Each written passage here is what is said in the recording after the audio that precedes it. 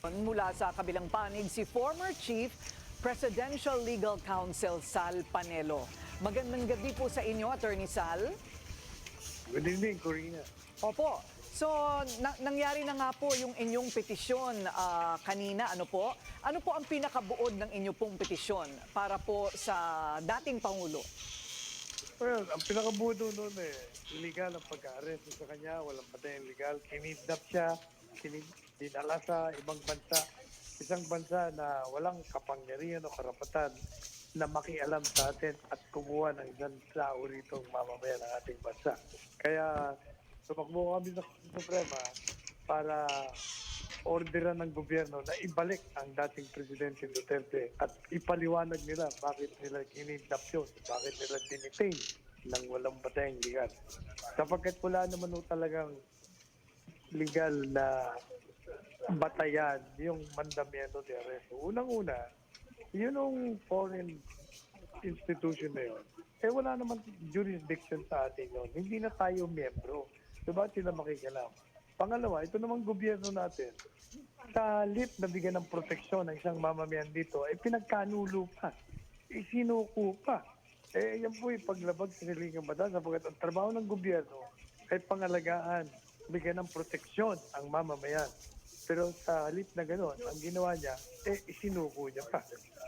Opo, ano po ang inyong reaksyon dito po sa katatapos lamang po na panayam namin kay Justice Carpio na ang kanyang opinyon ay malinaw naman po ang nakasaad sa mga patakaran dito po sa ICC na mayroon pong sapat na basihan para siya nga po ay papuntahin sa The Hague. At ang mga krimen na inaakusa dito po sa dating Pangulo ay nakapaloob pa rin sa mga taon na kung saan tayo po ay miyembro pa ng ICC. Mawalang galang na ako sa aking fraternity brother si Tony Carpio. Maliw siya doon. Kasi ang pinakabatayan nila, sa ngayon sa ICC, sila daw ay nagsimula mag-imbestiga sa kaso bago tayo nag-withdraw. Hindi yung totoo yun. Nag-umpisa sila mag-imbestiga sa kaso laban kay Pangulong Duterte matapos tayo mag-withdraw more than a year. Ang sinimula nilang investigasyon ay to determine whether or not meron silang jurisdiction. Hinanap po nila yung pagpapatupad sa complementary rule na ibig sabihin, papasok lang sila sa isang miyembrong estado na kung itong dalawang kalakaran, yung sinatawag na meron ba silang kakayahan na umusig at kung meron naman silang kakayahan, sila ba'y gagawin nila yung pagtugis sa mga kriminal. Pag yun ay presente, pwede silang makialam, pwede silang pumasok. Pero hindi naman sinasabi nga ng gobyerno natin ngayon, malusog ang ating bansa pagdating sa sistema legal. Marami na tayong inusig, marami tayong pinakulong, 2 presidente nga, pinakulong na natin. Pagkatapos, meron pang isang itinapon natin. So madalit sabi, walang dahilan, walang jurisdiction itong ICC. So paano magkakaroon ng batayang legal kung yung nag-issue ng warrant, wala naman jurisdiction? Pangalawa, ito, mahalaga itong Corina. Even assuming na merong karapatan ang ICC na mag-issue ng warrant laban sa isang mamamayan natin, lalim sila sa isang proseso dahil mag-file sila sa court at ang court tatawagin ang akusado, ikaw daw ay gustong kunin ito dahil may kasalanan ka, anong masasabi mo? Madali sabi, there will be a process by which the accused can defend himself. Hindi po nangyari ito. Inaresto nila, dinitain nila, pagkatapos pinelsa nila, kinidnap nila, inilabas nila ng bansa. Illegal po yan. So ang sinasabi po ninyo, itong prosesong ito na binabalak pa lang nilang gawin sa The Hague, kasi sabi po nila pagdating ni Pangulo doon o dating Pangulong Duterte, tsaka po gagawin itong prosesong ito na is there enough to convict him or to even prosecute him? So ang sinasabi po niyo, dapat dito nangyari yun. Hindi, ang sinasabi ko, kung meron man, even on the assumption that there is a valid issuance of a warrant, that warrant cannot be validated here without the process. Kasi alam mo ba, na may extradition law tayo, di ba? Sa extradition law, sinasabi doon, kung meron kang gustong arestuhin dito na may ginawang krimen, alam ba, Pilipino, may ginawang krimen sa US, yung US, i-request tayo na, di ba, kunin namin yung Pilipino niya. Hindi ganun kadali yung kailangan mag-file ka sa court. Kailangan ipaliwanag mo kung bakit, kailangan bigyan mo ng pagkakataon ang mamamayan niya. Pero ang ginawa nila kay Duterte, hindi. Basta nila inarestong walang mandamiento, dinetain, puwersa, sinaktan. Alam niyo ba mga Ma'am Corina, na itong si Presidente Duterte ngayong araw na ito dapat nasa ospital. Dapat may procedure. Hindi nila dinala sa ospital. Hindi nila pinadala ng mga prescribed medicine. Marami yung sakit yung matanda eh. Iba po Pagkatapos ang... sasabihin nila, Yes. sasabihin nila, hindi raw totoo na hindi nila binigyan ng medical attention. O ang tanong ko, dinala niyo ba sa ospital? Hindi.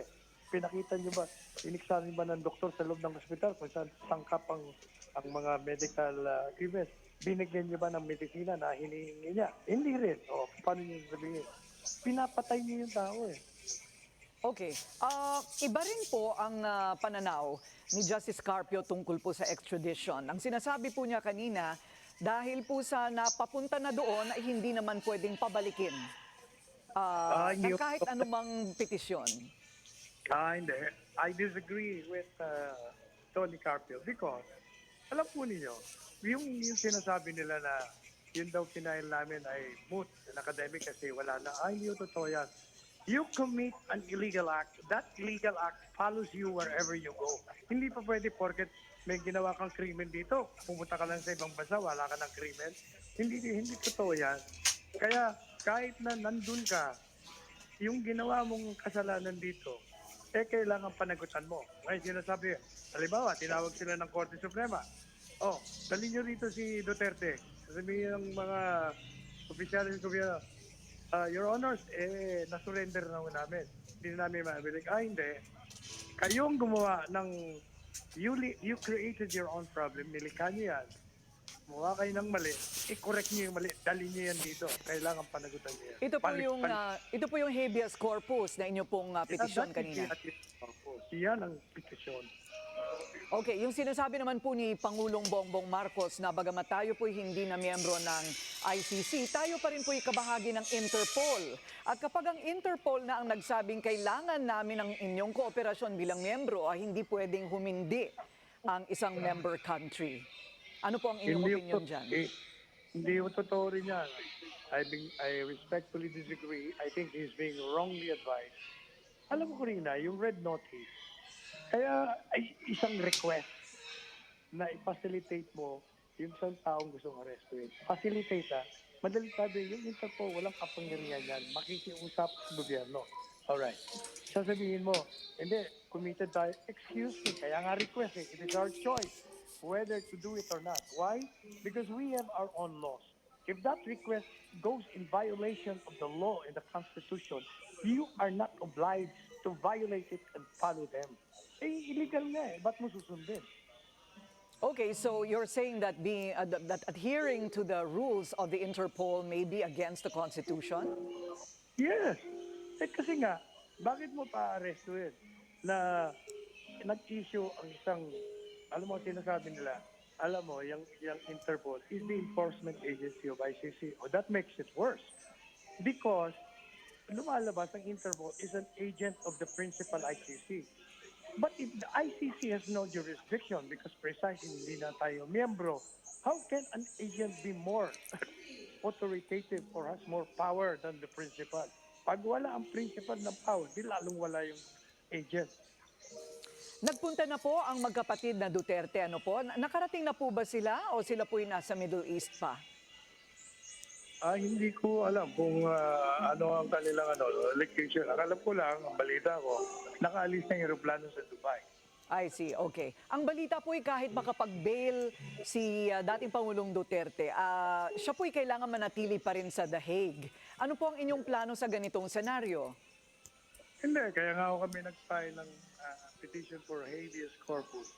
Kasi ang teorya namin, ang gobyerno ito may ginawang mali. Kaya hindi po pwedeng argumento nila na isinurrender nila. Yung pag-surrender mo nga, isinuko mo nga yung kasarilan at yung territorial integrity. So ikaw lumika ng mali, iwasto mo yan. Whether you like it or not, you have to do something about what you have done wrong. Bring him back here and explain to us why you're doing it. Maraming salamat po sa inyo, former Presidential